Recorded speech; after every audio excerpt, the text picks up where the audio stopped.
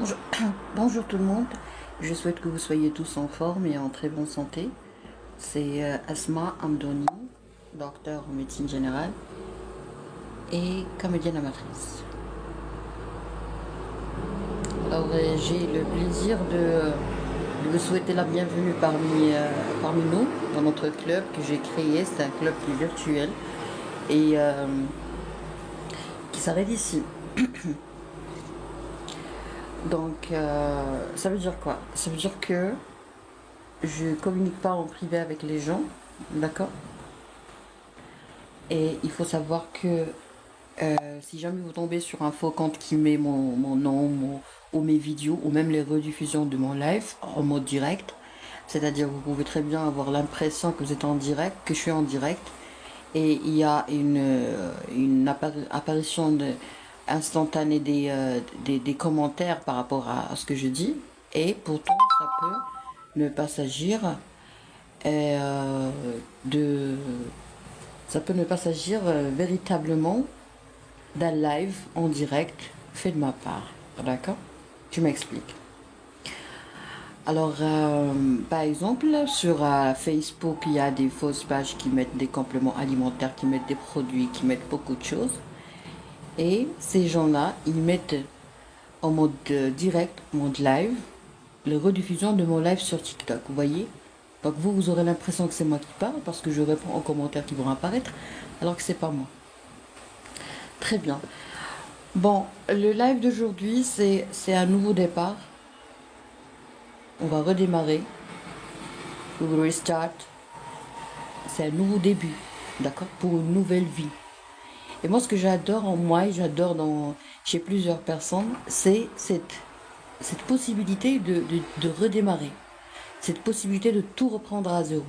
D'accord? C'est pas facile. C'est pas facile, hein. Donc, si vous aussi, vous avez décidé de changer de direction, vous avez décidé de redémarrer, donc je vous encourage déjà, premièrement, je vous encourage à redémarrer. Je vous encourage à partir non seulement de zéro, mais de moins. D'accord? Alors, il faut comprendre une chose très importante. Les misérables. On va parler des misérables. Les misérables, ce sont des gens qui aiment la souffrance et aiment faire souffrir les autres. Donc, ce sont des gens qui n'arrivent pas à se sentir à l'aise s'ils n'arrivent pas à faire souffrir les autres. D'accord? Donc vous avez l'impression que ce sont des pauvres, que ce sont des gens nécessiteux, que ce sont des gens qui ont besoin de vous. Pourquoi? Parce que vous avez de la bonne foi, parce que vous avez un programme dans votre tête, vous avez un programme qui vous dit que c'est très beau d'aider les autres. D'accord? Donc ça commence par la confiance en soi. Vous commencez par être très confiant, par être très fort. Et par la suite, vous allez tomber dans le manque de confiance en soi et dans la faiblesse et dans la vulnérabilité et dans même l'illusion et la confusion. D'accord? Vous allez vraiment vous perdre. Ça, je l'ai vécu. Et je partage ça de tout mon cœur avec les gens qui ont de la bonne foi, avec les gens qui ont, au départ, ils étaient très confiants et après, ils ont tout perdu. Sur tous les plans et surtout sur le plan personnel. Sur le plan confiance en soi et beaucoup de choses comme ça. Je vais essayer de donner des détails pour que les choses soient très claires pour vous et très simples à comprendre. Et je vous prie de bien vouloir juste liker le live, comme ça vous allez...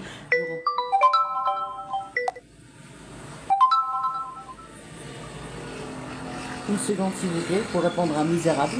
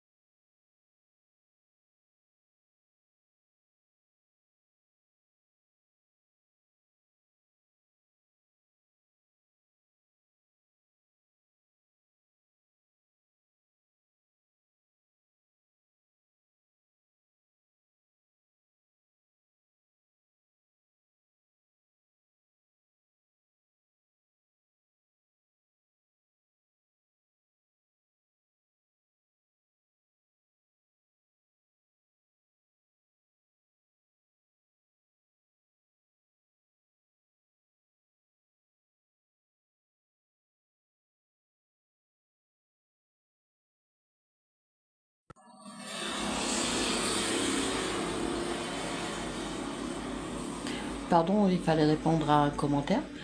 Pardon, à un message. Alors, on va reprendre notre sujet magnifique et merveilleux. C'est la définition des misérables. D'accord? Et comment on peut vraiment garantir l'autosabotage quand on travaille avec les misérables. Alors, si vous êtes une bonne personne, si vous êtes quelqu'un qui est très très tendre, très doux, très gentil, très serviable, d'accord, bourré d'altruisme et d'abnégation, alors vous êtes une personne qui est en danger. Pourquoi? Parce que toute qualité sans protection est un danger. Vous avez une qualité. Vous êtes un donneur. Vous êtes quelqu'un qui est fait pour donner. Parce que dans la vie, il y a deux types de personnes. Il y a des gens qui donnent, il y a des gens qui prennent, il y a des gens qui donnent. Les premiers mangent bien et les seconds dorment bien. Donc les gens qui sont faits pour donner, ce ne sont pas forcément des gens qui sont malades. Si vous êtes une personne très très très généreuse, ça ne veut pas dire que vous êtes une personne qui est forcément malade sur le plan psychico-mental. Non. Ça ne veut pas dire forcément que vous êtes une personne qui a un problème de confiance en soi. Ça ne veut pas dire que vous êtes une personne qui a un sentiment d'infériorité, qui donne toujours la priorité aux autres. Pourquoi? Parce que même si vous faites les thérapies, ce type, toutes les thérapies, et vous, par exemple, et même si vous traitez, vous allez traiter tout, toutes les, toutes les limites, comme la timidité, la peur de l'abandon, comme le sentiment d'infériorité, comme le problème de la zone de confort. Si vous traitez tout, vous allez rester généreux. D'accord? Parce que ça, on le vit quand on le fait. D'accord? On le connaît quand on le vit. Il faut d'abord vivre les thérapies, guérir et avoir l'assurance. D'accord? Il faut avoir l'assurance que vous êtes guéri. Excusez-moi s'il vous plaît, ce monsieur m'a trop dérangé et je vais devoir le répondre. C'est un misérable. Voilà, il est parti. Voilà. Alors ça, c'est un misérable qui m'embête comme ça, alors que je suis en direct. Pourquoi? Parce qu'il veut abuser de l'examen clinique d'un médecin généraliste. Alors, quand je traite un sujet par rapport à la culture ou l'éducation sexuelle dans un live, j'ai déjà renoncé à tout ça. Pardon, je vais ouvrir cette parenthèse parce que vraiment, ça fait partie des raisons pour lesquelles je n'ai plus le droit d'utiliser la langue arabe dans mes lives. Voire même dans mes vidéos, il faut absolument réduire ce caractère très populaire de ma part. Alors, c'est un monsieur qui veut absolument que je touche son pénis. D'accord? Comme ça. Il s'exprime comme ça. C'est pas un malade qui veut faire une consultation et qui m'appelle pour me dire docteur, je veux être examiné. C'est quelqu'un qui s'amuse à envoyer des messages et à m'embêter et à marceler. D'accord? Et moi, je peux pas parler parce que je suis médecin.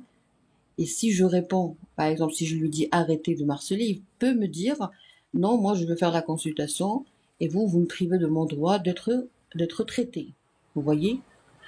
Alors ça fait très mal, ça fait très très très mal à un médecin, que ce soit de sexe féminin ou masculin, d'être harcelé par un soi-disant quelqu'un qui veut se faire aller pour un patient. Ça, on le vit. Et il y a des médecins qui vivent ça. Il y a des confrères qui m'ont dit ça. D'accord? Alors, le patient, quand il veut être chouchouté et caressé par un médecin, il fait semblant que c'est un malade. Et nous, on est obligé d'accepter. Pourquoi? Parce que si on refuse, c'est un crime. Donc, on est obligé d'accepter la demande de soins d'un patient qui vient et qui t'harcèle tout simplement parce que lui, il veut. Parce qu'il a désiré ça. Il n'est pas malade, il n'a rien, c'est un manipulateur et c'est quelqu'un qui veut absolument être touché par un médecin. D'accord? Ça existe partout.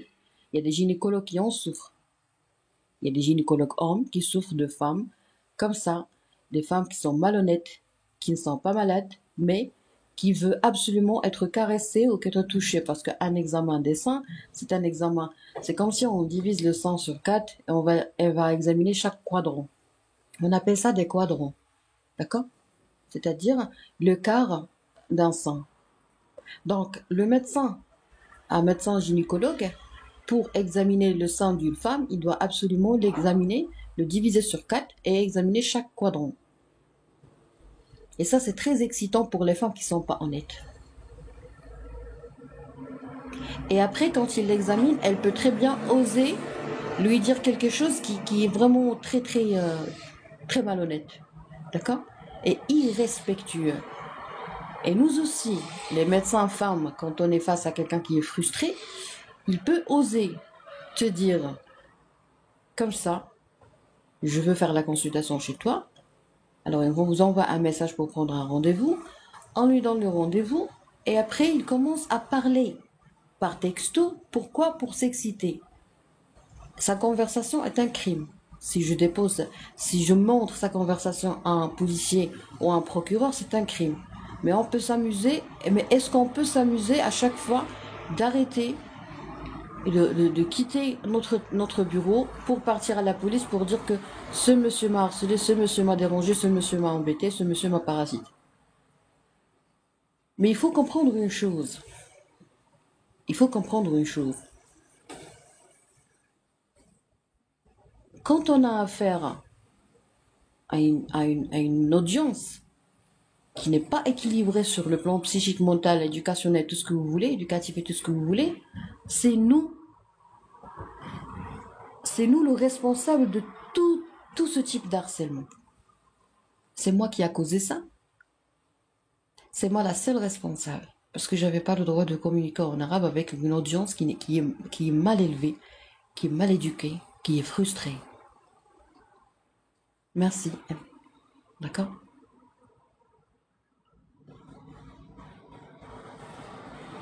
Merci. Alors, est-ce que je peux lui dire? Est-ce que je peux le bloquer? Non. Parce que lui, il est en train de décrire qu'est-ce qu'il a dans son pénis. Mais la façon dont il parle, nous les médecins, on connaît plus ou moins les manipulateurs et on sait ça veut dire quoi une manipulation. La manipulation, c'est quoi? C'est quand je te parle, par exemple, durant un appel téléphonique, d'accord? Tu me parles et tu as honte de parler. Mais en écrivant, tu n'as pas honte. Tu peux m'harceler par écrit, mais tu ne peux pas m'harceler en parlant, en discutant. Alors pourquoi? Tout simplement parce que tu peux pas. Parce que c'est clair. Parce que l'aura, quand je te parle par téléphone, il y a mon aura qui te bloque. D'accord? Alors, on démasque aisément. Quand on parle, on démasque beaucoup de choses. Et on neutralise même. Alors, les misérables qui regardaient mes lives, quand je parle, par exemple, hier, on a discuté, on a parlé bon, c'était juste une question, en répondant à une question d'un monsieur, d'accord? Donc, c'est le monsieur qui a évoqué ce sujet, et je l'ai arrêté d'une façon très diplomate. Alors, quand on a évoqué ça, automatiquement, moi, j'ai répondu médicalement. Donc, à chaque fois que j'ose prononcer un mot dans mes lives en rapport avec la santé sexuelle, chose qui est primordiale et importante et obligatoire, voire urgente, qu'est-ce qui se passe? Eh bien, le lendemain, il y a toujours quelqu'un, ou même le soir, ou même la nuit, hein, même 5h, 6h du matin, quelqu'un peut très bien oser et avoir tout le courage pour m'envoyer un texto qui est vraiment dégoûtant. Alors, qu'est-ce que je peux faire pour éviter parce que ça, c'est dégoûtant. Hein. Et en plus, il pose des questions très existantes. Est-ce que c'est vous qui va m'examiner? Est-ce que vous allez examiner mon pénis? Et il parle en arabe. Est-ce que vous allez examiner mon pénis? Genre, par exemple, il pose la question, est-ce que je serai examiné? Vous lui dites oui. Il reprend, est-ce que vous allez examiner mon pénis? C'est-à-dire que c'est comme les discussions, les textos, les conversations des gens frustrés qui veulent s'exciter uniquement par texto. Vous connaissez ce type de personnes? Je suis dégoûtée. Ça, c'est pas de la médecine, ça. Ça, c'est pas de la médecine. Et ça, c'est pas de la sensibilisation. Alors, la sensibilisation, c'est toujours en rapport avec, elle doit toujours être proportionnée ou personnalisée, si vous voulez, sur mesure, hein, selon, selon le contexte, selon la société, selon la culture, selon l'idéologie. Alors, quelqu'un qui n'a aucune culture, quelqu'un qui est mal élevé, quelqu'un qui est frustré, moi, je pense que j'ai commis la plus grosse bêtise lorsque j'ai décidé de faire la sensibilisation en arabe en mode direct. D'accord? J'ai perdu ma réputation en tant que médecin parce que les gens qui ne sont pas émancipés, ils ne comprennent pas que un médecin, il a sa propre vie. J'ai perdu l'activité de mon cabinet parce que les gens ils font plus de consultations chez moi. Pourquoi? Tout simplement parce que je suis populaire. Donc automatiquement, c'est pas un médecin. Ça me dérange pas parce que c'est ma famille qui prend en charge ma survie, d'accord? Dieu merci, je fais partie d'une famille qui peut très bien prendre soin de moi. Trois, j'ai perdu le respect de toute la société parce que ça parce que je vis dans une petite ville où il y a tout le monde qui est plus ou moins timide, respectueux, conservateur, tout ce que vous voulez. Donc j'ai perdu le respect. Pourquoi? Parce que j'ai choisi de travailler avec les misérables. Je vais vous donner des détails. Pourquoi? Parce que j'ai envie d'être serviable pour les bons cœurs, les bonnes âmes qui m'écoutent, qui vont écouter la rediffusion. Moi, je m'adresse aux belles âmes qui ont cette envie d'aider, qui ont cette envie de donner. Soit parce qu'ils sont malades, soit parce qu'ils sont comme ça. Ils sont pas malades, mais ils sont comme ça. Ils sont des donneurs. Je veux vous être serviable. J'aimerais partager avec vous ce que j'ai vécu et j'ai rien regretté. C'était une aventure de vivre avec les misérables qui m'a coûté très cher, mais en même temps, j'ai gagné beaucoup de choses. Je suis devenue une autre version de moi et j'ai tué plusieurs versions de moi. Vous voyez? Donc je partage ça avec vous juste pour renforcer une idée. Si vous avez dans votre tête l'idée que les misérables ils sont nocifs, je suis là pour la renforcer, la fortifier. Pour appuyer cette théorie qui dit que oui, vraiment, les misérables, ils sont dangereux, ils sont nocifs, ils sont destructeurs et ils vont vous détruire. Un misérable, quand il voit un médecin qui utilise une langue étrangère, quand il n'arrive pas à comprendre correctement et entièrement, complètement, pardon, les propos du médecin, il le respecte. Le misérable, quand un médecin lui facilite la compréhension en utilisant des termes très très simples et en vulgarisant la médecine, alors ce misérable, il prend ce médecin pour qui? Pour un fou. Et il ose se dire t'es folle. Oui, je suis folle, je le reconnais et j'ai décidé de cesser d'être folle. Et ça, c'est très sage. Il faut cesser de faire ce qui est nocif pour moi parce que ça, c'est malhonnête de ma part à mon égard. D'accord? C'est très malhonnête d'être nocif pour soi-même. Alors, on va décrire ce misérable d'aujourd'hui qui me parle de son pénis, qui me dit pas je veux faire une consultation parce que j'ai tel symptôme. Non.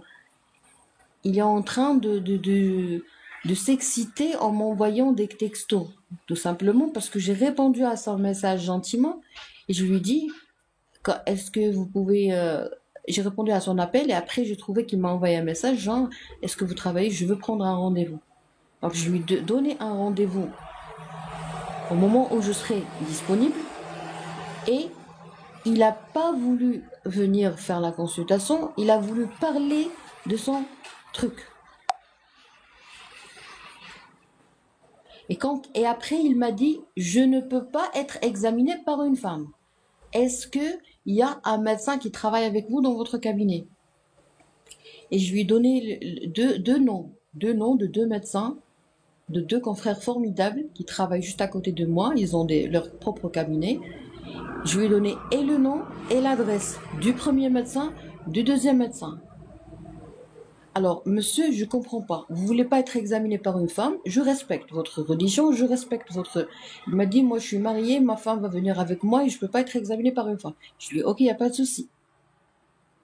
Ben, voici le nom de deux médecins, de deux cabinets qui sont tout près de moi. Et ils sont tous les deux formidables. Voici leur adresse. Après, qu'est-ce qu'il m'a dit? Il m'a dit, je viens maintenant faire la consultation chez toi.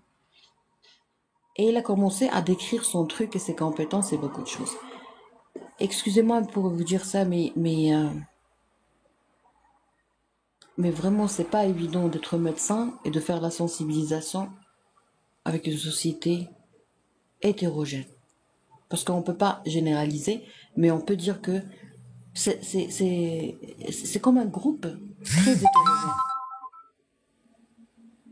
Un groupe très hétérogène.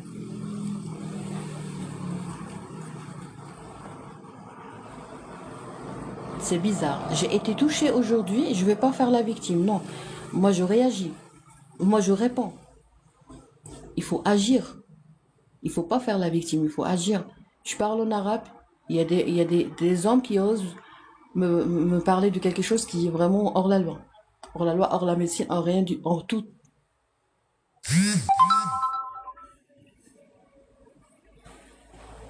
D'accord? Très bien. Alors, c'est quoi un misérable? C'est quoi un misérable à votre avis? Un misérable, ça a plusieurs définitions. Il y a plusieurs aspects. Il y a plusieurs façons d'être misérable. Moi, je vais partager avec vous ce que j'ai vécu, donc du concret, et je vais partager avec vous ce que j'ai vu chez les patients, d'accord, comme idée, comme cas. Pourquoi? Pour au moins distinguer entre tout ce qui est misérable et tout ce qui est pauvre ou faible ou moins fort. D'accord? Pardon, je vais fermer la fenêtre parce que il y a un bruit de fond.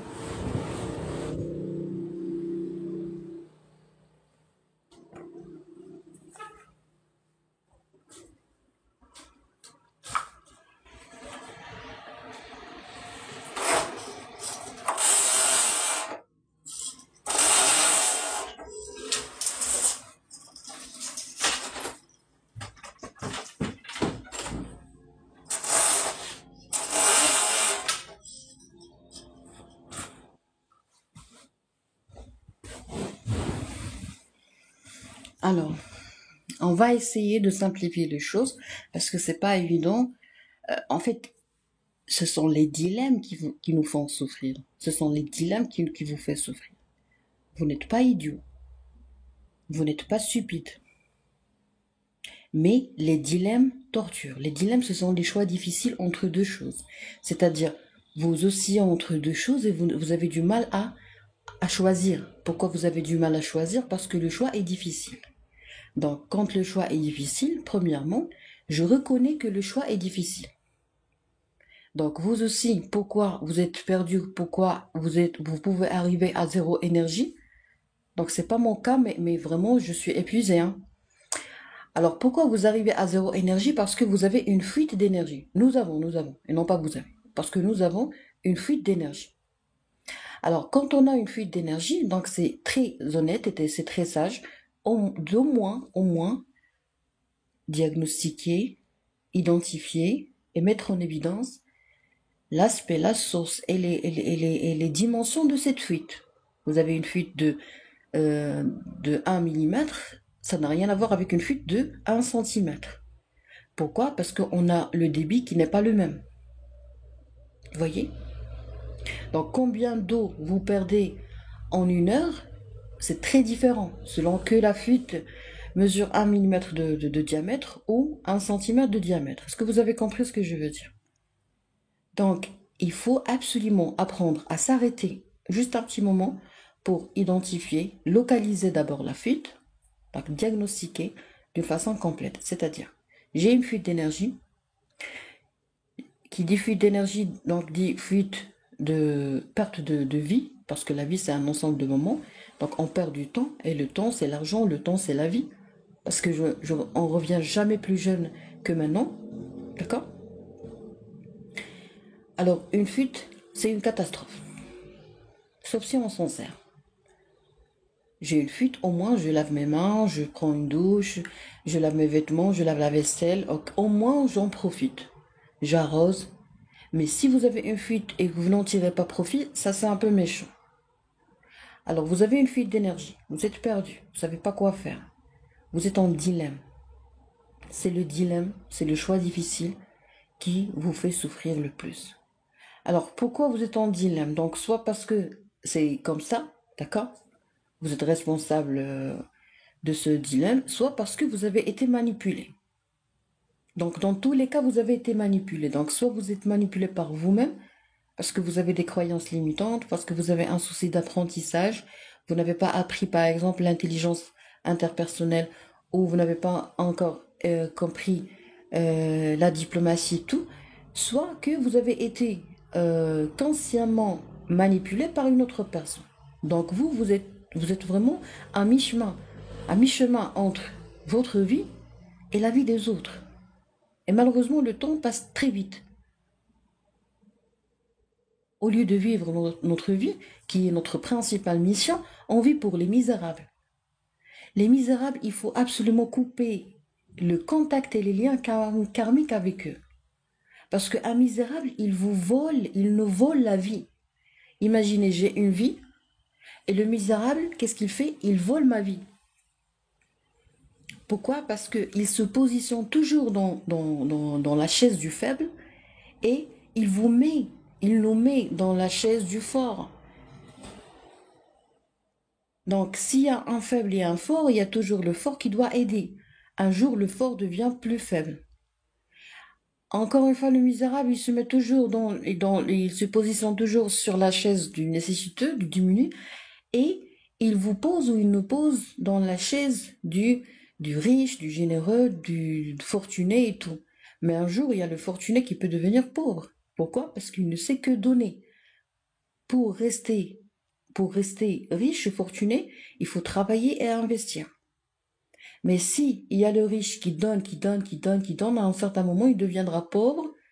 Non seulement pauvre, mais il a perdu le réflexe d'investir, le réflexe de l'épargne, le réflexe du travail, beaucoup de choses.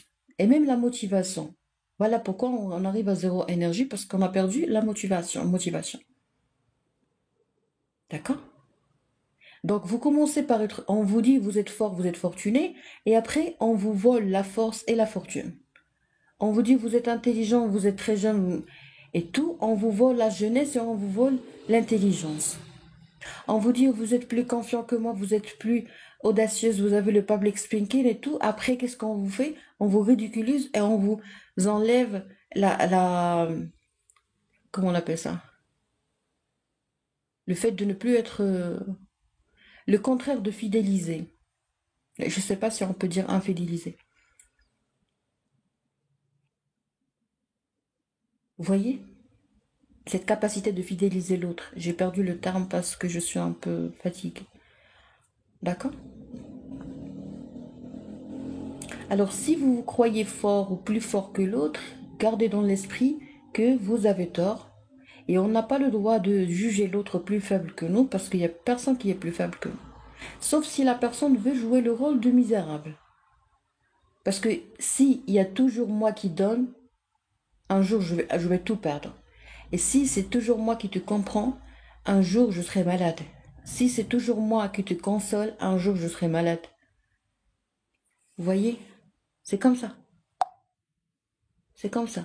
On arrive à zéro. Il y a Monsieur Ahmed qui veut participer. Alors je vais vous permettre de commenter, comme ça j'aurai une idée sur ce que vous voulez dire et si c'est en rapport avec notre discussion, avec grand plaisir. Paramètres d'administration. Oui.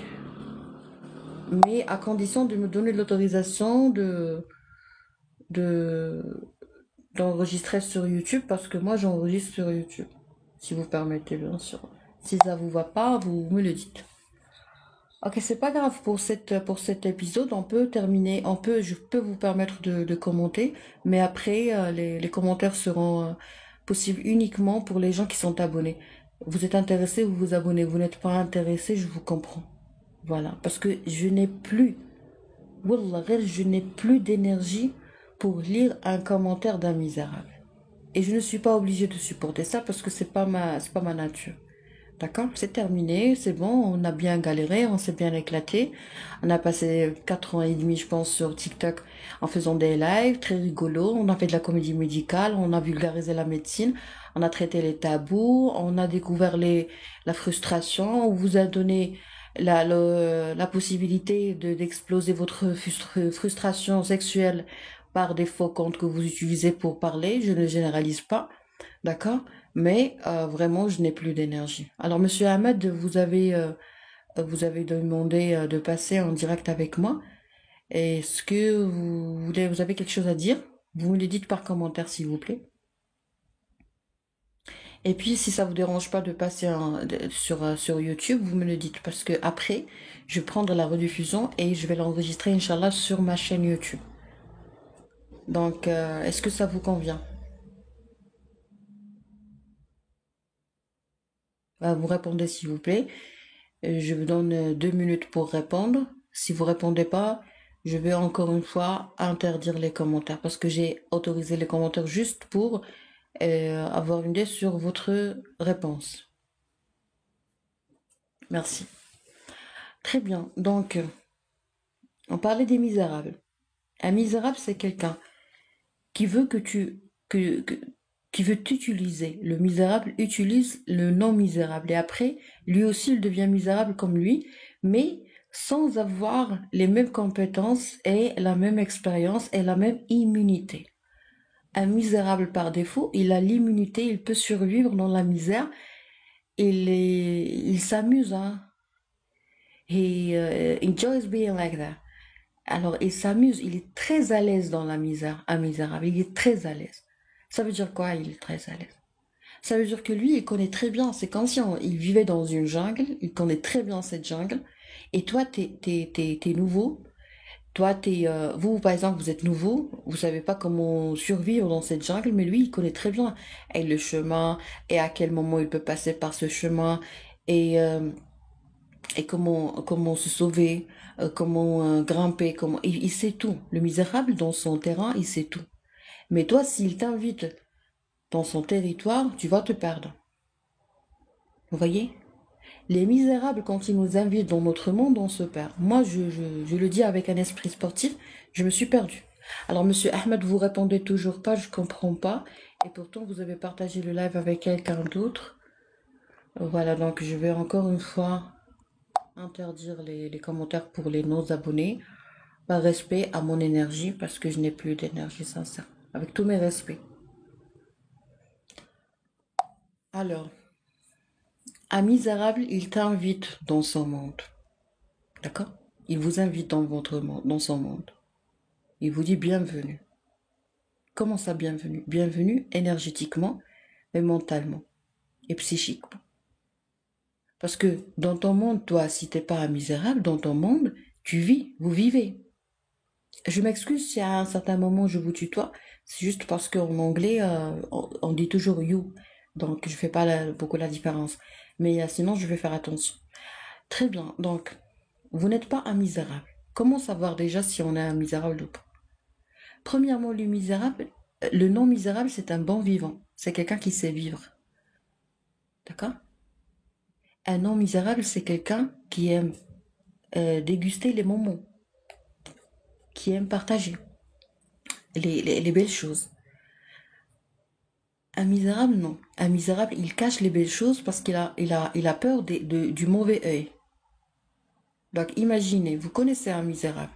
Quand il a quelque chose de très bien, quand il a quelque chose de très beau, quand il vit par exemple une cérémonie très très joyeuse, quand il vit par exemple une ambiance très très joviale, alors qu'est-ce qu'il fait? Il a peur de partager ça avec vous parce qu'il a peur de votre mauvais œil. Donc jamais vous allez accueillir de l'énergie positive de sa part ou de l'optimisme. Mais par contre, quand il est en plein divorce, quand il est en pleine séparation conjugale, quand il est en plein deuil, quand il n'a pas d'argent, quand c'est la rentrée scolaire, quand c'est une fête religieuse et il n'a pas d'argent pour gérer, quand c'est le Ramadan par exemple, il n'a pas d'argent pour gérer, et ben qu'est-ce qu'il fait? Il vous raconte les détails des détails de sa souffrance qui est un choix parce que la douleur, on peut Ça peut ne pas, ça peut être inévitable, mais la souffrance, c'est un choix. Donc, il partage tout avec vous, un misérable. Quand les choses ne vont pas bien, il partage tout avec vous. Et quand il y a quelque chose de bien qui se passe chez lui, alors il a peur de votre mauvais œil. Mauvais œil, c'est une croyance chez plusieurs personnes, d'accord, qui dit que si je raconte quelque chose à quelqu'un, il va vraiment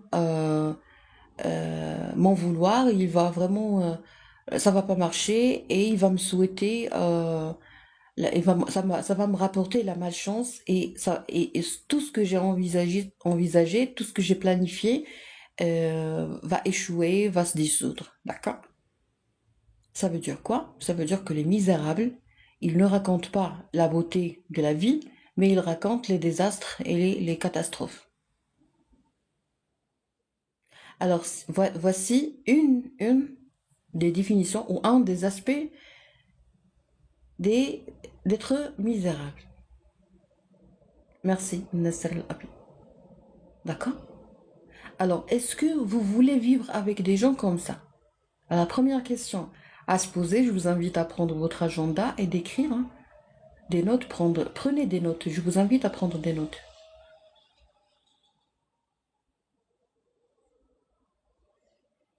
Parce que ça, ce ne sont pas des conclusions personnelles, ce sont des conclusions qui sont professionnelles.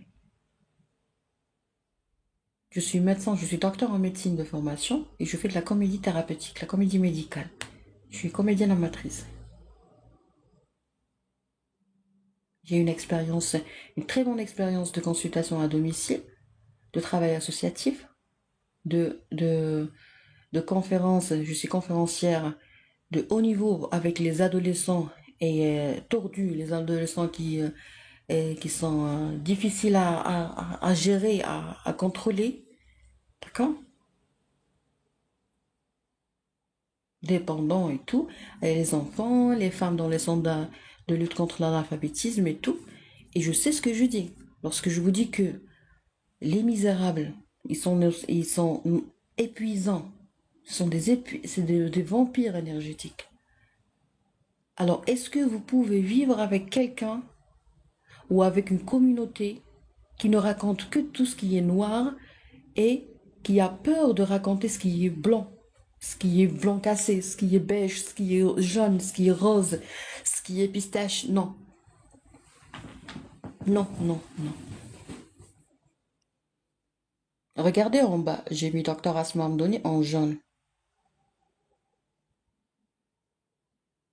Même les couleurs. Moi, j'aime les couleurs et j'ai remarqué qu'il y a des gens, s'il y a quelqu'un qui met pas de couleur, qui porte pas de couleur, hein, j'ai pas envie de lui parler. J'ai pas envie de discuter avec lui. J'ai pas envie de prendre un café avec lui. Pourquoi? Parce qu'il n'achète pas les couleurs. Ça aussi, c'est un autre caractère pour être sûr que c'est un misérable. Oui, le noir, c'est quelque chose de très très gracieux, c'est luxueux. Oui, je sais. Oui, je sais que le noir, c'est très élégant. Oui, je sais. Mais quand même, si vous portez toujours du noir, il faut absolument comprendre que, pour moi, vous êtes une personne à, à éviter. D'accord? Vous n'avez pas de chemise blanche, vous n'avez pas de chemise jaune, vous n'avez pas de chemise rose, vous n'avez pas de chemise bleu ciel, vous n'avez pas de pantalon blanc, vous n'avez pas de pantalon rose, vous n'avez pas de pantalon rouge, vous n'avez pas de pantalon vert, vous n'avez pas de pantalon turquoise, vous n'avez pas de pantalon grenat. Je comprends pas ce délire. Un misérable déjà dans sa tête, il y a que du noir, gris foncé, c'est tout. Marrant, c'est tout. Un misérable, c'est quelqu'un qui, quand il veut acheter un t-shirt, il te dit, je vais acheter la couleur noire. Pourquoi? Eh ben, tout simplement parce que ça va avec toutes les couleurs. Et du coup, je peux le porter avec toutes les couleurs. Ou bien, il te dit, si j'achète une chemise blanche, cette chemise risque de se tacher et, et de salir rapidement. Et puis, ça va apparaître sale. Donc, lui, il a que de la saleté dans sa tête. Un misérable. Il pense à la saleté avant de penser à, à la lumière.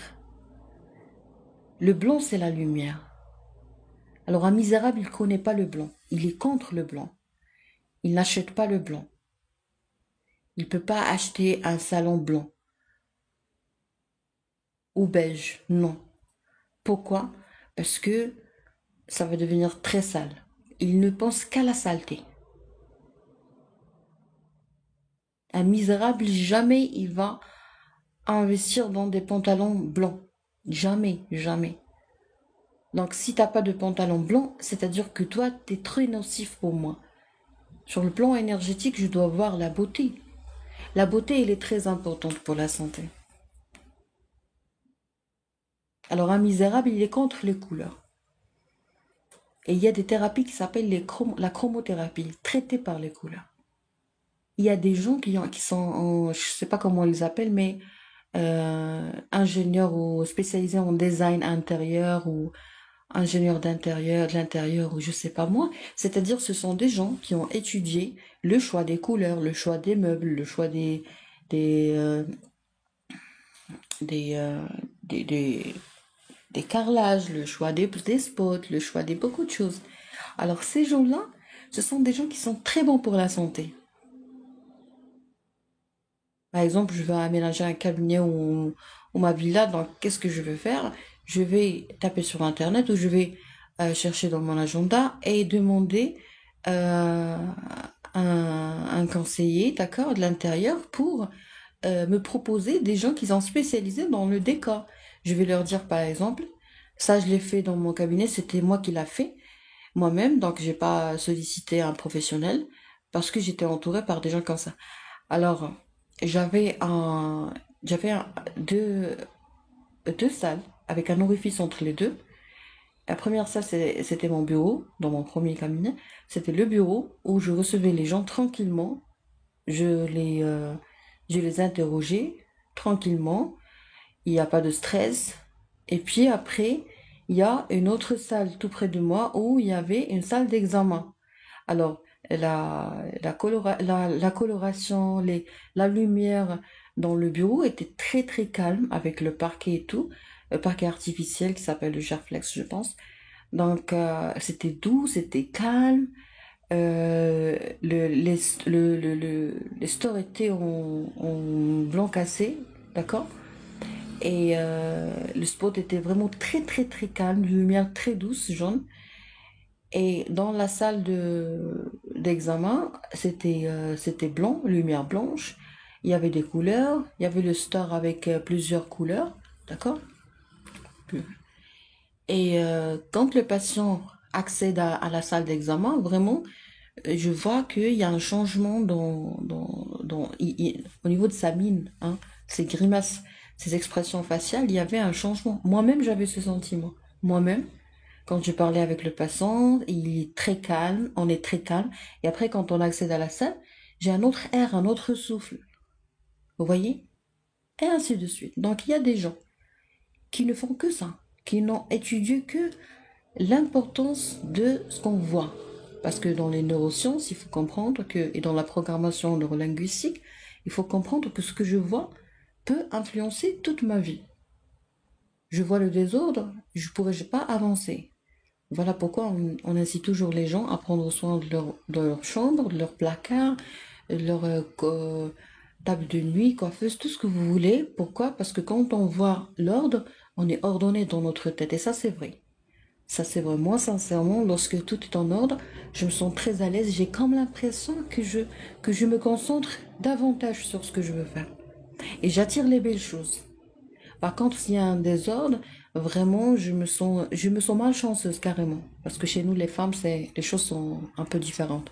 On amplifie, on exagère, et surtout avec les fluctuations hormonales, mais vraiment, on peut flipper. Vous voyez? Donc, ce qu'on voit, regardez toujours dans l'esprit que ce que je vois avec mes yeux, ce que je vois, influence ma vie, influence mes décisions, influence mon état de santé physique, influence mon état de santé psychique, mental, spirituel carrément. Quand tout est mis en ordre, il y a une énergie qui est vraiment mise en ordre dans ma chambre. quand tout est en désordre, quand j'ai un désarroi total dans tout mon chez moi, alors automatiquement, j'ai des vibrations énergétiques qui sont très très très mauvaises. D'accord? Et j'ai pas envie de rester à la maison. Pourquoi? Parce qu'il y a un désordre. Voilà pourquoi il y a des hommes qui quittent leur chez-soi. Pourquoi? Eh ben, tout simplement parce qu'ils n'arrivent pas à supporter la mélancolie qui existe chez lui, dans sa tête, dans sa maison, chez sa femme qui n'est pas belle, qui ne prend pas soin d'elle, parce que la beauté, c'est équivaut le soin que je prends de moi. Malheureusement, il y a des femmes qui prennent soin des enfants, de la cuisine, de beaucoup de choses, et elles s'oublient. Et le monsieur, quand il entre chez lui, eh ben, il est choqué. Parce que il faut que les femmes comprennent que les hommes n'aiment que la beauté. Pas les hommes, pas les hommes. Nous tous, on aime la beauté.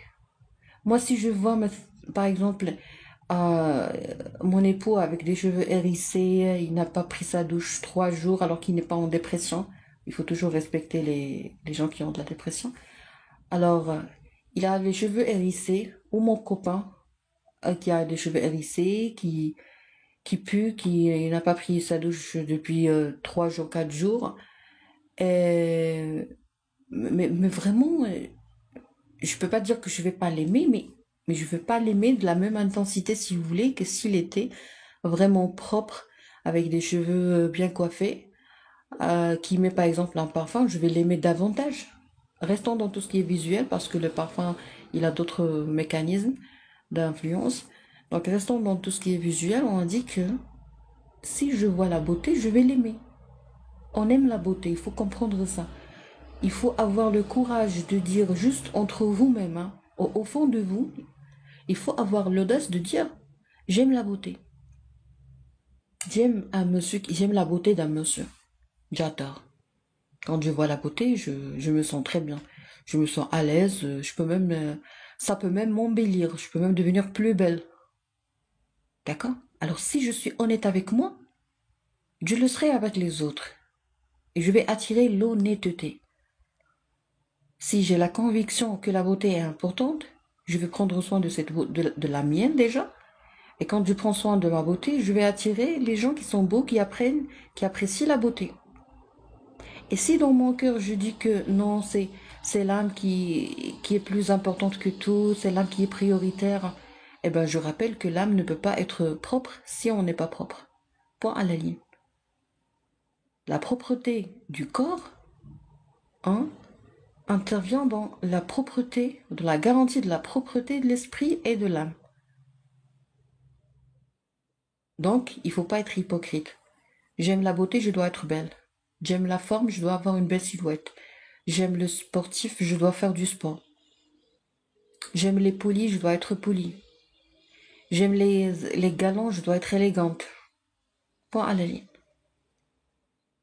Mais quand on a des misérables autour de nous, je deviens misérable. Alors si je suis misérable, automatiquement, je ne vais pas attirer ces gens. Je parle pas d'attirer dans le sens relation d'amour. Non, non. Je parle en général. L'homme est fait pour vivre en société. Si je vis avec les misérables, je deviens misérable comme eux. Et si je suis devenue une misérable, je vais attirer des misérables, je vais rester toute ma vie misérable. Et c'est ça ce qu'il veut, un misérable. Un misérable, en fait, il n'a pas besoin de toi. Si c'est un croyant, il a besoin du Dieu. Si c'est quelqu'un qui est émancipé, c'est quelqu'un qui a besoin de collaborer. Mais le misérable, il ne veut ni collaborer, ni travailler, ni payer les choses à payer, ni bosser, ni se réveiller tôt, ni mériter ce qu'il va prendre. Un misérable, il veut tout prendre gratuitement. Il ne veut pas travailler, le misérable. Il ne veut pas faire l'effort. Toi, par exemple, moi, je ne suis pas française. D'accord? Je ne suis pas canadienne. Donc, pour pouvoir communiquer et utiliser cette langue, il fallait faire un effort. Il fallait discuter avec des gens. Il fallait lire, faire beaucoup de lectures. Il fallait regarder, il fallait étudier, il fallait se réveiller tôt, il fallait lire plusieurs livres. Il fallait passer par des moments de manque de confiance pour arriver à la confiance. Parce que quand on démarre, par exemple, l'apprentissage d'une langue, à un bas âge, ou que ce soit à un bas âge ou à un âge adulte, il faut savoir que au début, on n'est pas confiant. Au début, je n'étais pas capable de prononcer ce que je suis en train de prononcer maintenant inconsciemment. Je fais même pas l'effort de penser à comment prononcer. Mais un jour, j'étais pas aussi confiante que ça. Un jour, je tremblais quand j'étais très petite. Je tremblais. D'accord? Donc moi, je suis passée par trembler, à ne pas être sûre, par une timidité. J'ai surmonté ça. J'ai fait un effort. J'ai commis des bêtises. J'ai déjà fait des bêtises devant la maîtresse. J'ai déjà commis des bêtises devant les gens. D'accord? Je suis passée par toutes ces expériences pour pouvoir arriver à un stade où j'utilise cette langue aisément et tranquillement, d'une façon très simple et facile à comprendre. D'accord? Du français scientifique. D'accord? Donc ça, c'est pas gratuit. C'est pas comme ça. C'est pas comme ça. Il y avait un effort ou des efforts. Alors le misérable, qu'est-ce qu'il veut? Il ne veut pas fournir cet effort. Par exemple, vous lui dites, s'il vous plaît, pour les lives, je préfère utiliser une langue étrangère. Et pour les vidéos, je peux continuer à utiliser la langue arabe parce que quand même, il faut être utile pour la société et tout. Il te dit non. Et il t'ordonne. Il refuse. Il t'interdit. Imaginez, il t'interdit de faire une chose tout simplement parce que lui, il ne sait pas la faire. Donc, il te demande d'être modeste. Non, c'est pas de la modestie. Ça, c'est de la destruction. Un misérable, il te détruit. Parce que interdire quelqu'un de progresser, c'est le détruire. Et pourquoi toi tu veux progresser? Pourquoi toi tu veux une sensibilisation? Pourquoi toi tu veux une culture médicale? Pourquoi toi tu veux apprendre tout ça? Parce que tu as envie de progresser. Et pourquoi moi je vais descendre? Fail and fall. Pourquoi tu veux me faire descendre? Toi tu veux monter et moi je dois descendre. Ah, ça c'est de l'égoïsme. Ça c'est de la méchanceté. Ça c'est de la mauvaiseté. Alors, quelqu'un qui vous demande d'être modeste, ah, il faut absolument écrire, faire une réunion et prendre des notes. J'écris. S'il vous plaît, vous m'expliquez c'est quoi être modeste. Alors, est-ce que être modeste, c'est laisser tomber tout ce que j'ai appris? Donc, la plus grande question qui se pose, c'est pourquoi j'ai appris tout ça? J'ai appris plusieurs choses pour les mettre de côté. J'ai fait un grand effort pour ne pas s'en servir après. Je me suis investi dans quelque chose pour ne pas l'utiliser. C'est du gaspillage. Un misérable, il n'est pas concentré sur sa vie, il est concentré sur la vôtre. Donc c'est toi qui es misérable quand tu travailles avec les misérables. Parce que toi, tu laisses tomber ta vie pour aider l'autre, parce que tu te crois plus fort que lui. Donc la plus grosse bêtise, c'est dans la croyance limitante qui dit que tu es plus fort que l'autre. Est-ce que tu es plus fort que l'autre? Eh ben, là, tu vas bien mériter ce qui va t'arriver. Alors se croire que vous êtes plus fort que l'autre vous expose au risque de devenir plus faible que cette personne. Un misérable, il ne comprend pas que chacun de nous a sa vie. Il y a des frères qui n'ont pas la même vie. Il y a des frères qui n'appartiennent pas à la même classe sociale. D'accord? Par exemple, toi, quand tu vois tes oncles et tes tantes, ils ne sont pas du même niveau. Ça ne veut pas dire qu'ils sont méchants. Ça ne veut pas dire que les plus riches ou les plus fortunés sont méchants. Ça ne veut pas dire que les plus pauvres sont des méchants. Non, on ne juge personne. On ne juge personne. Alors, il y a une leçon qui doit absolument être enseignée depuis un bas âge pour tous les enfants. C'est quoi? C'est qu'on est différent. Toi, par exemple, vous êtes fait pour être fortuné. Et pourquoi vous êtes fortuné? Parce que vous avez mérité ou parce que vous avez hérité. Et vous travaillez pour rester fortuné, parce que avoir hérité ne garantit pas que vous allez rester fortuné. D'accord? Donc vous travaillez. Vous faites un effort. Vous apprenez. Vous développez les soft skills. Vous développez l'art de la communication. Vous êtes une personne très compliante sur le plan émotionnel et relationnel. Très compliante. Donc ça, c'est pas donné à tout le monde. Vous êtes une personne polyvalente. Pour être polyvalent, vous avez vécu des aventures ou des mésaventures. Alors vous êtes arrivé au stade d'être polyvalent et en plus on vous juge pourquoi vous avez fait de l'argent, pourquoi vous avez fait de la fortune. Et le misérable de l'autre côté, qu'est-ce qu'il fait? Il est là uniquement pour juger, critiquer et demander de l'aide sans faire l'effort. Toi, tu travailles toute la journée, tu travailles depuis plusieurs années, vous travaillez jour et nuit parce que vous êtes passionné par votre projet, vous gagnez de l'argent et vous devez prendre cet argent qui vous a coûté très cher parce que vous avez investi avec votre santé, votre relation, les sorties, peut-être vous avez évité de voyager, de sortir, de beaucoup de choses, d'accord? Donc, le misérable, il vient chez vous pour vous dire, ah, bonjour, ça va? Je suis le misérable. Alors, tu as terminé ton travail? Tu as bossé très dur? Tu as supporté et tu as pu surmonter tous les obstacles?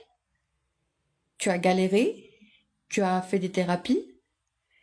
Tu as supporté des choses insupportables?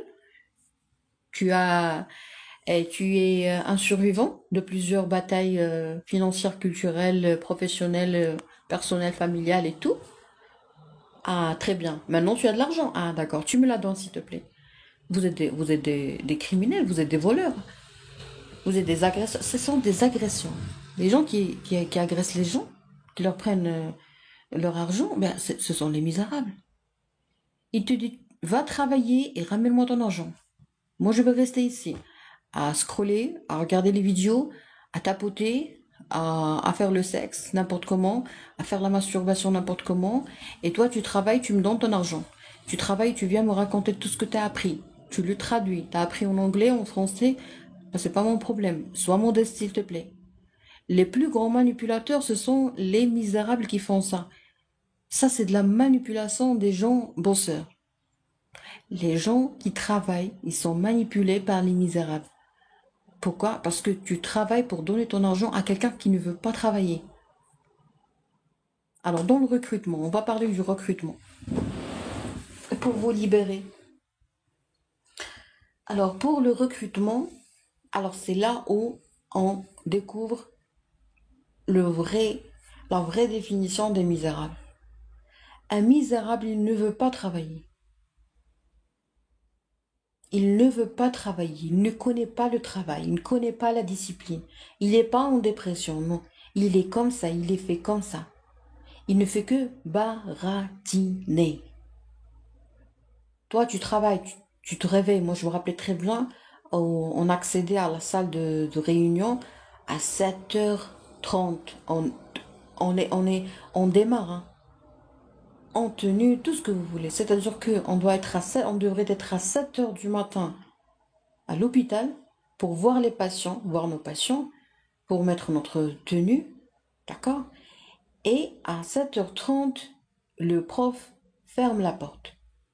C'est-à-dire que si vous venez à 7h du matin et vous vous perdez dans les couloirs pour chercher votre café ou quelque chose comme ça, à 7h30, il va fermer la fenêtre et il va fermer la porte de la salle de réunion. Donc, pour être à 7h du matin à l'hôpital, il faut se réveiller à 6h. Donc moi, je suis pas Asma qui faisait des lives populaires et qui jouait et qui veut pas travailler et qui rigole et qui plaisante et qui est feignante. Non, moi je suis la personne qui se réveillait à 6h du matin pour être à 7h du matin à l'hôpital pour que les réunions démarrent à 7h30. Et après, on travaillait.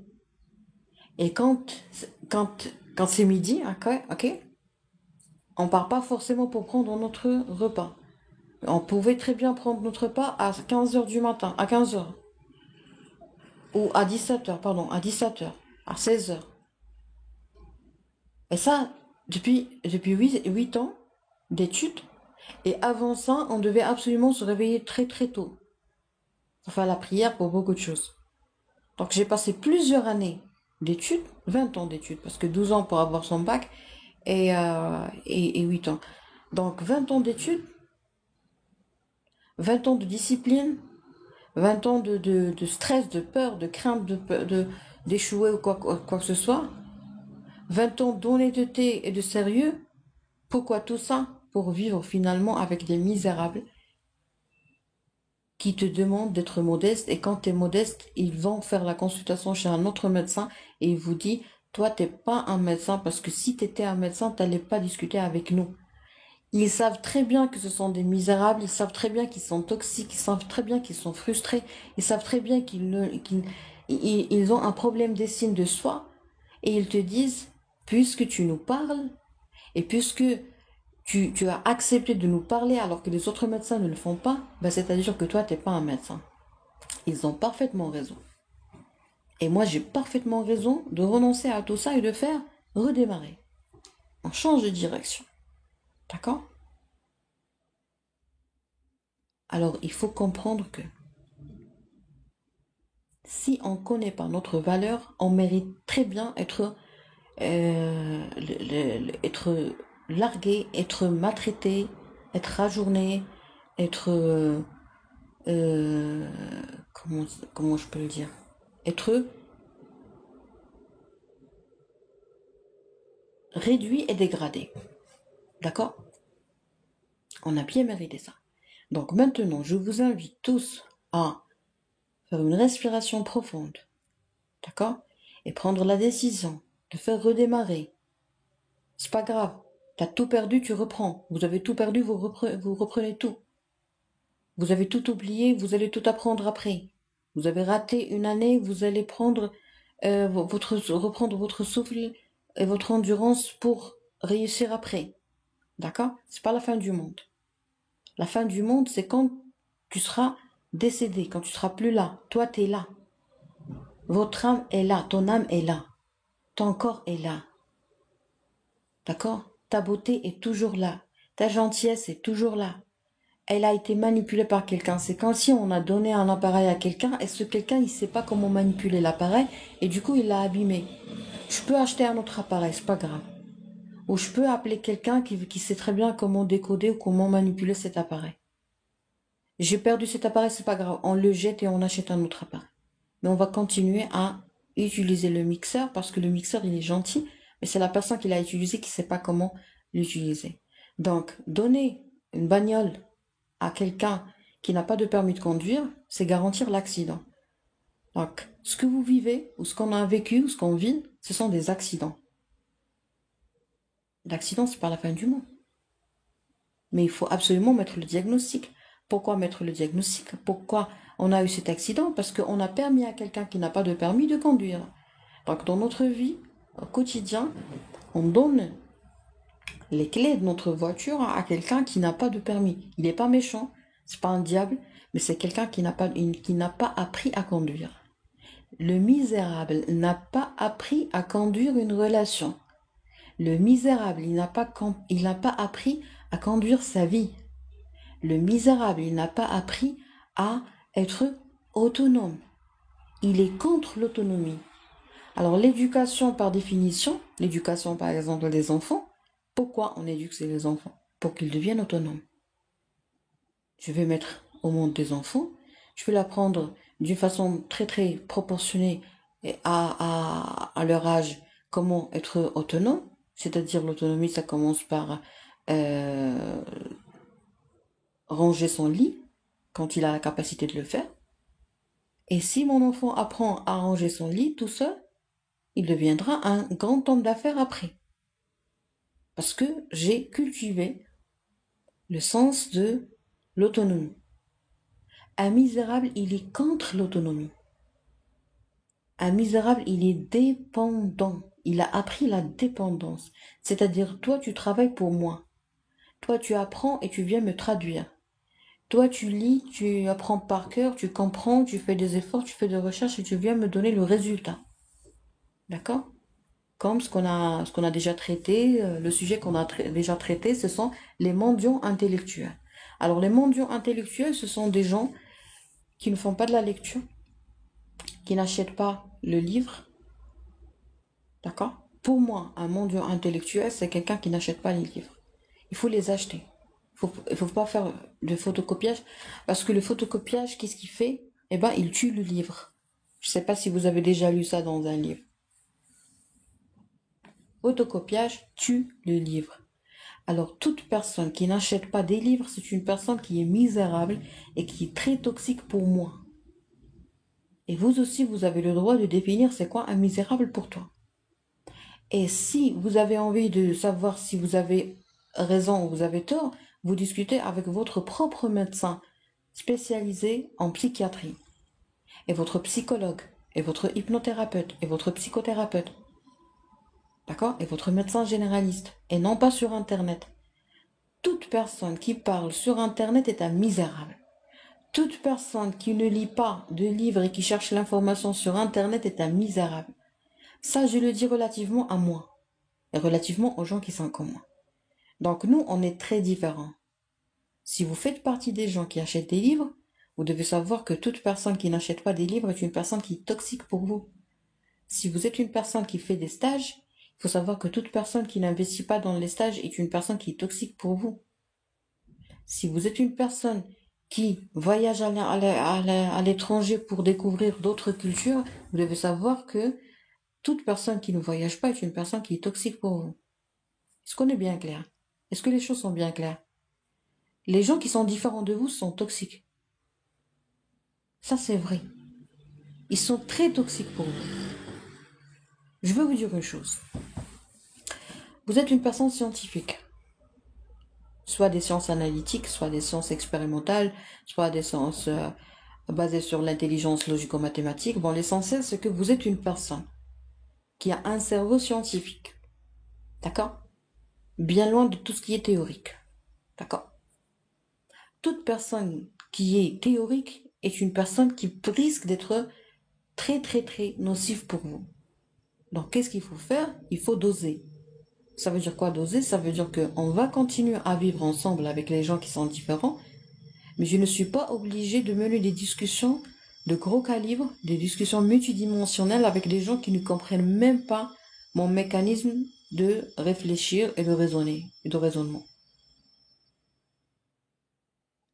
Quelqu'un, par exemple, qui est basé sur des sciences qui sont vraies, sur tout ce qui est concret, sur des résultats, sur des analyses, sur des scanners, sur des bilans, quelqu'un qui a besoin de preuves, comme un juge, par exemple, quelqu'un qui ne parle pas sans preuve, quand il parle avec quelqu'un, qui peut très bien avoir un diplôme, quand il parle avec quelqu'un, quand il discute avec quelqu'un, qui analyse tout ce qui est théorique, et qui analyse des propositions, ou il suppose, hein.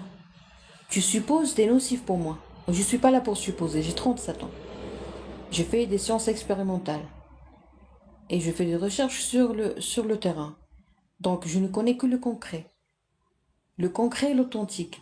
Alors si tu veux me parler, et tu me parles de tout ce qui est théorique, de tout ce qui est philosophique, de tout ce qui est imagination, de tout ce qui est... Si tu me dis par exemple, supposons que... Non, je ne suppose pas moi.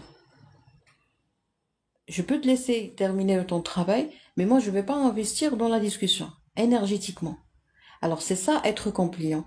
C'est-à-dire qu'on ne va pas dire aux gens, tais-toi, parce que je n'ai pas le droit de dire à quelqu'un, tais-toi, mais je vais doser le capital énergétique que je vais investir dans la discussion. Pourquoi? Pour ne pas arriver à zéro énergie. C'est-à-dire, on fait comme un diagnostic. Diagnostic de la mentalité des gens. Tu es quelqu'un qui n'a pas besoin de preuves, donc toi, tu vas vraiment brûler mes neurones parce que toi, tu ne te bases pas sur des preuves. Tu vois par exemple quelque chose sur Internet, tu vois un événement, tu vois une histoire, vraie ou pas, qui s'est propagée très très rapidement sur Internet, et tu viens pour me dire, c'est quoi ton avis par rapport à ça? Alors toi, tu es toxique pour moi. J'avais l'habitude de bloquer, mais maintenant, je bloque tout le monde, et si tu veux parler, tu payes l'abonnement pour parler. Voilà. Comme ça, je ne veux pas être embêtée par les insultes, par les gens qui n'utilisent pas leur cerveau. Bah, tu n'utilises pas ton cerveau, tu es libre. Bravo. Mais bien loin de moi. Tu veux parler d'un influenceur qui a fait une histoire ou qui a fait une propagande ou qui a fait, je sais pas moi, mais t'as pas le droit d'exister, hein? Tu n'as pas le droit d'exister dans mon champ visuel. T'as pas le droit de parler dans mon live si tu veux parler d'une autre personne qui n'est pas là. Alors là, qu'est-ce qu'il faut? Qu'est-ce que je dois faire? Je dois pas investir énergétiquement. Point à la ligne. Donc il y a des gens qui ont un cerveau qui est très nocif pour vous. Ces personnes ne sont pas méchantes, mais ce sont des misérables. Pourquoi misérables? Parce que la vie est très belle, la vie est très courte. Et au lieu de rester concentré sur le sujet qu'on traite, si on est intéressé bien sûr, ou si par exemple on s'éclate de rire, ou si on raconte comment des blagues et tout, pour euh, évacuer tout ce qu'on a comme toxicité durant toute la journée, alors il y a quelqu'un qui vient te dire, c'est quoi ton avis par rapport à telle ou telle influenceuse? Ça c'est de la toxicité, c'est pas mon niveau. C'est pas une question de modestie, mais c'est pas mon niveau. L'influenceuse, elle fait ce qu'elle veut, c'est sa vie. Il y a la police électronique, il y a le procureur, il y a je sais pas moi. Qui suis-je pour juger? Donc toi, t'es toujours bas situé par rapport à moi sur le plan jugement.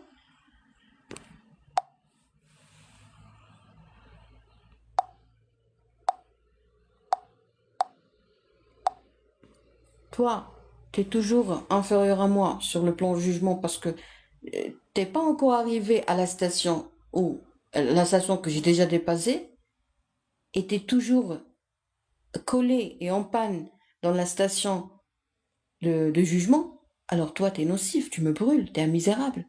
Tu parles d'une autre personne qui n'est pas là, t'es un misérable.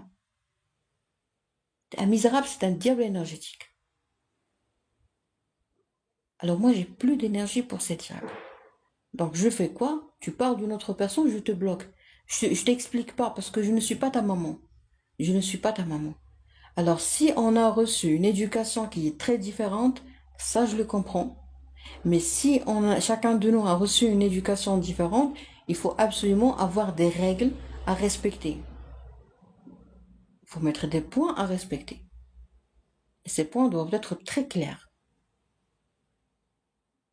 On a reçu une éducation qui est très différente.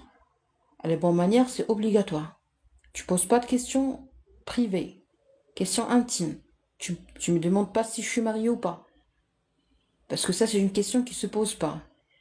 Personne ne te l'a dit, ça veut dire que toi, t'es pas de mon niveau et je suis pas du vôtre. Point à la ligne. T'es un misérable. Tu poses encore cette question aux gens, t'es un misérable. T'as pas de vie. Un misérable, il n'a pas de vie. Il te vole la vie pour, pour sentir la vie, le goût de la vie. Et quand il te vole la vie, tu restes sans vie. Tu restes sans vie. Voilà ce qui nous arrive. On reste sans vie. Pourquoi? Parce qu'on vit tous, on vit uniquement pour les autres, pour les misérables, les faibles. On n'a pas le droit de dire je suis faible. T'es faible, tu pars chez le médecin qui traite les faibles. Je suis faible, je pars chez le médecin ou chez le thérapeute qui traite les faiblesses et qui traite les faibles. On n'a pas le droit dans une société de contaminer l'autre par notre faiblesse ou de demander à l'autre de traiter notre faiblesse. Les gens ne sont pas des psychiatres. Si tu me racontes ta faiblesse, tu vas me rendre plus faible. Et ça, c'est catastrophique. Je ne sais pas si les choses sont bien claires pour vous, mais j'ai parlé de tout mon cœur. Je suis sûre que je communique avec vos âmes. Donc, s'il y a des âmes qui sont très propres, s'il y a des âmes qui donnent, quand tu donnes beaucoup, eh ben, automatiquement, un jour, tu vas flipper. Pour ne pas flipper, il suffit de ne pas investir avec une grande dose, avec un grand capital énergétique dans les discussions. Je discute pas avec n'importe qui. Tu parles d'une autre personne qui n'est pas là, toi, tu es un diable énergétique. Voilà.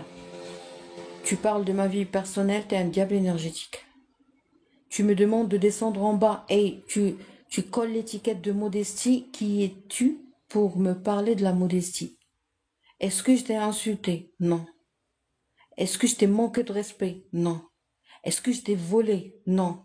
Est-ce que tu m'as demandé de l'aide et je t'ai pas aidé? Non. Alors pourquoi tu me demandes d'être modeste? Ça veut dire quoi être modeste? Ça veut dire que je dois fumer la cigarette comme toi? Ça veut dire que je dois faire la prostitution comme toi? Ça veut dire que je dois mendier comme toi? Ça veut dire que je dois être feignante comme toi? Ça veut dire que je dois pas être compétente ou intelligente comme toi? Ça veut dire quoi? Ça veut dire que je dois pas avoir de l'orgueil comme toi? Ça veut dire que je dois pas avoir de la confiance en soi comme toi? C'est ça être modeste? Descendre? Ben, t'as pas le droit de... Si tu me dis descends, je te dis monte. Au lieu de me demander de descendre, je te demande de monter. Vous voyez? Donc, les misérables, vraiment, ils sont très toxiques pour la santé. C'était Dr Asma Amdouni, médecin généraliste marocaine au secteur privé au Sahara marocain à Boujdo City. Et comédienne amatrice. Je fais de la comédie médicale. Alors, pour les consultations à distance, je les fais uniquement via la plateforme professionnelle docexpress.ma où vous allez trouver plusieurs médecins marocains. D'accord? Alors, tout ce qui est messagerie, ça marche pas. Je ne parle pas avec les gens et je vous déconseille de parler avec les gens en privé sur les réseaux sociaux parce qu'il y a que des diables, que des manipulateurs ou des manipulateurs pervers narcissiques ou des malades. D'accord? Que des misérables. Ce sont les misérables qui parlent dans les commentaires, dans les messages. Gardez toujours ça dans l'esprit. Je vous le dis après 4 ans et demi, 5 ans de recherche et d'études sur les réseaux sociaux par rapport à l'immunité digitale ou électronique. Voilà, donc la rediffusion sera, Inch'Allah, enregistrée sur ma chaîne YouTube qui porte le nom de l'acteur Asma Amdouni. Très bonne fin de journée.